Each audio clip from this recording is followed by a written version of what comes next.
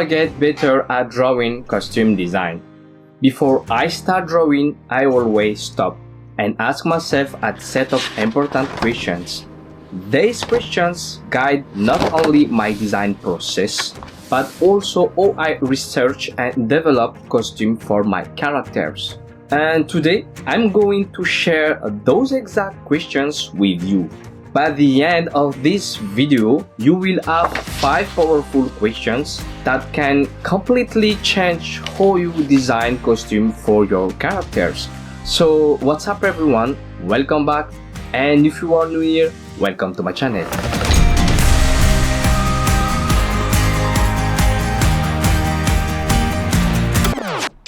Question 1. Who is your characters? Before you draw, really think about who your character is. That means their age, weight, height, gender, and overall body type. Young characters often wear a simpler, cleaner design. Old characters usually carry details that reflect their experience. Scare on armor, patch, clothing, or accessories that mark their story. Think of Jiraiya from Naruto. His clothing instantly tells us he's not just another shinobi, but a veteran with years of knowledge.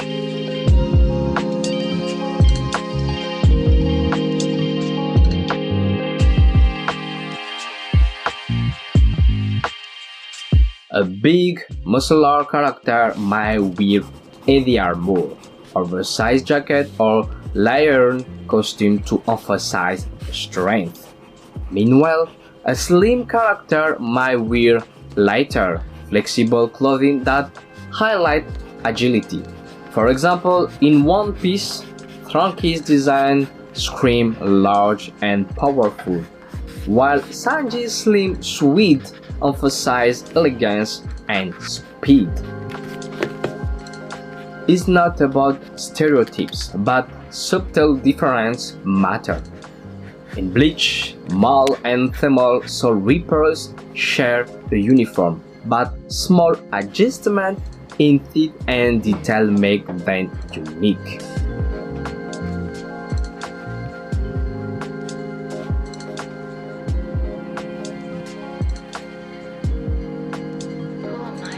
The goal is not to exaggerate gender difference, but to adapt costumes so they fit each character naturally. This is where I spend a lot of time experimenting, making sure every costume feels like it belongs to that specific person. Question 2. What does your character do?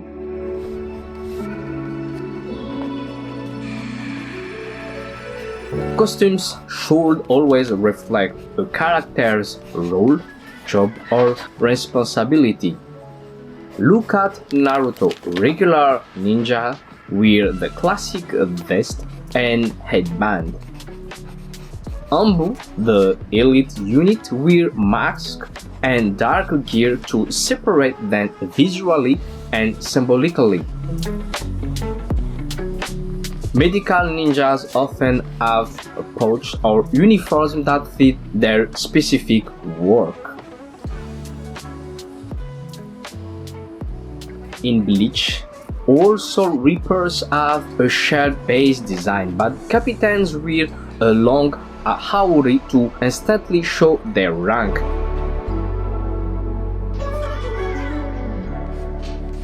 In Gashakuta, the cleaners' costumes differ depending on their group or status. This separation of roles through costumes makes it easy for readers to identify a character's purpose at a glance.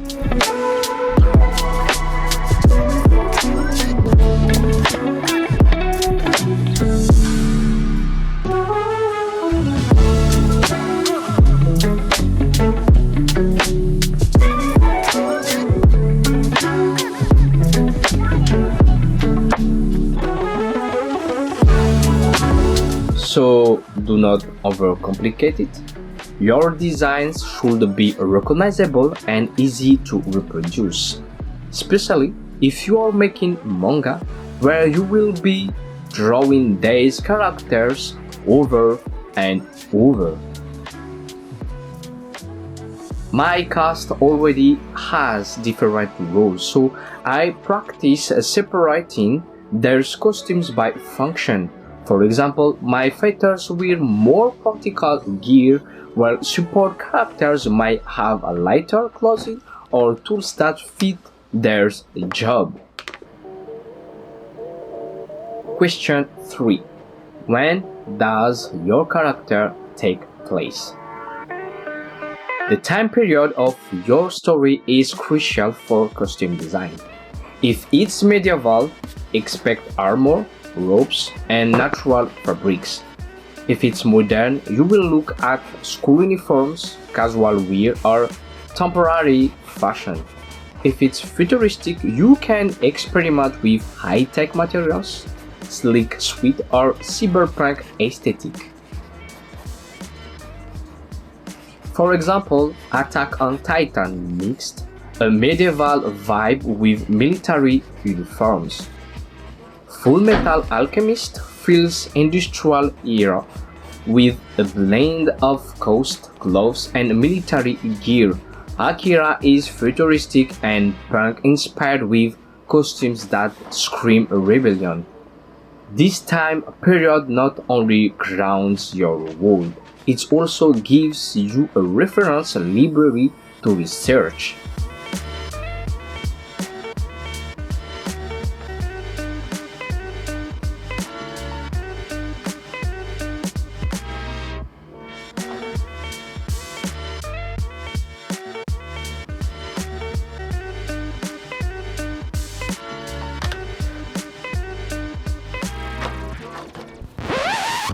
Once you know your era, it's way easier to gather reference and stay consistent. Even if your world is fantasy, always anchor it to at least one recognizable time period. This keeps reader from feeling lost.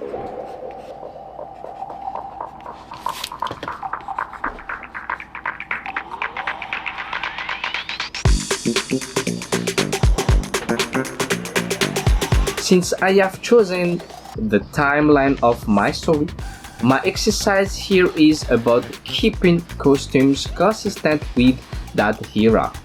I collect references that match the period and adapt them into my design so nothing feels out of place.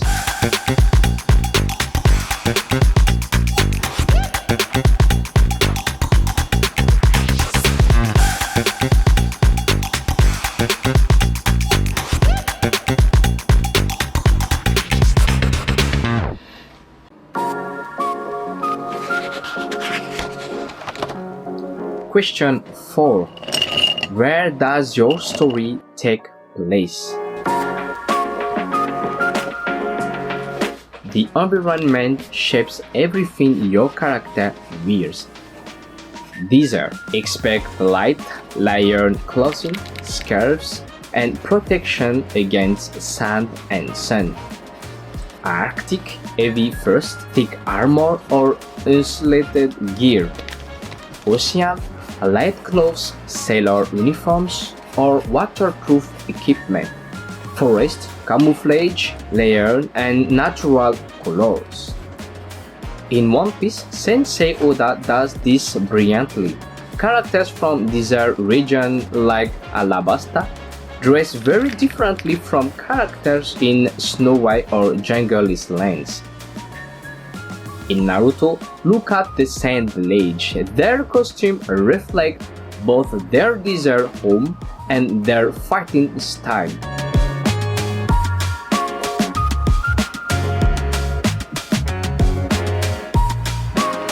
My characters come from different environments. I focus on adapting their costumes to their homes. A desert character will look very different from a mountain one, and this is a big part of how I practice variety in my design.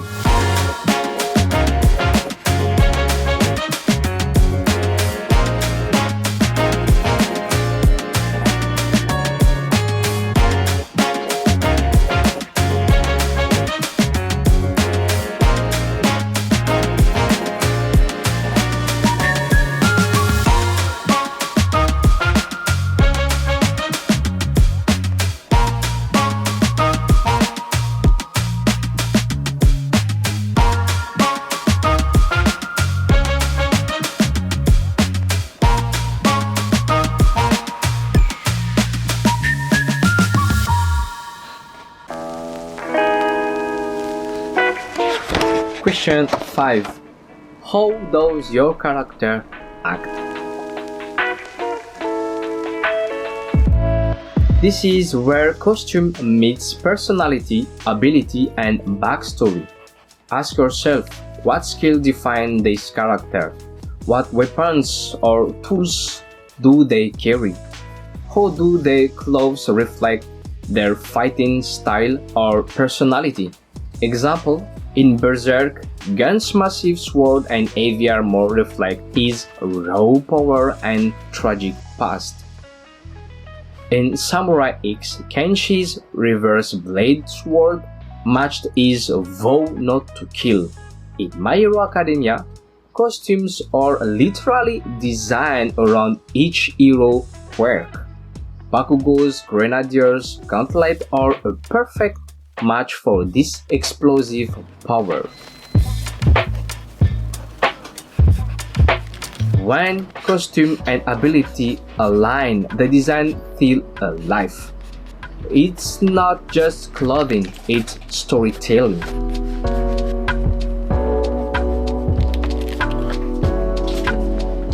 Do not just design what looks cool, design what makes sense for the character's action and abilities.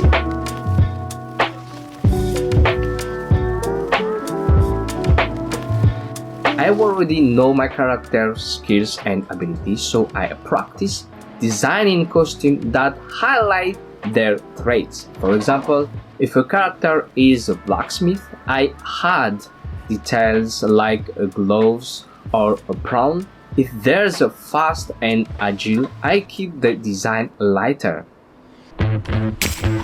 Do not forget accessories. Accessories are often the most iconic part of the design. Think Naruto's headband, instantly recognizable. Ichigo's oversized sword in Bleach. Luffy's straw hat in One Piece. Even minor details like clan symbols or unique jewelry can stick the reader forever. My rules: an accessory should connect to the character's ability or backstory. It does not have to be huge. Some things, the smallest detail becomes the most memorable. For my story, I develop in signature accessories for each main character. These items are not just decoration, they connect to the character's role and backstory. That's why even if the outfit change, the accessory keeps them recognizable.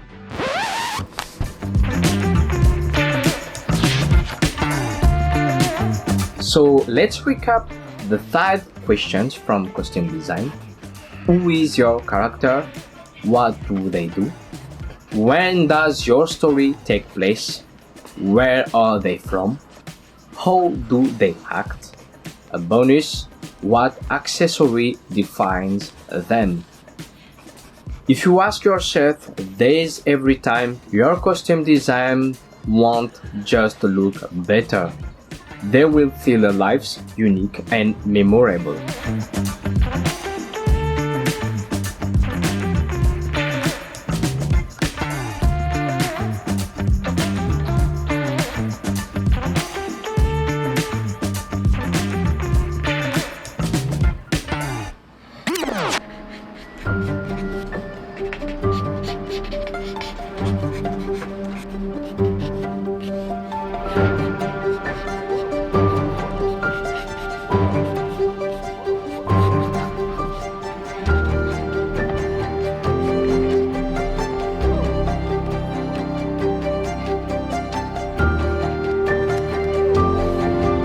This is my second step on the journey to making my manga, and I hope it helps you on yours. If you have more tips about costume design, share them too. I'd love to learn from your process as well. Thank you for watching, and I will see you in the next step. Peace.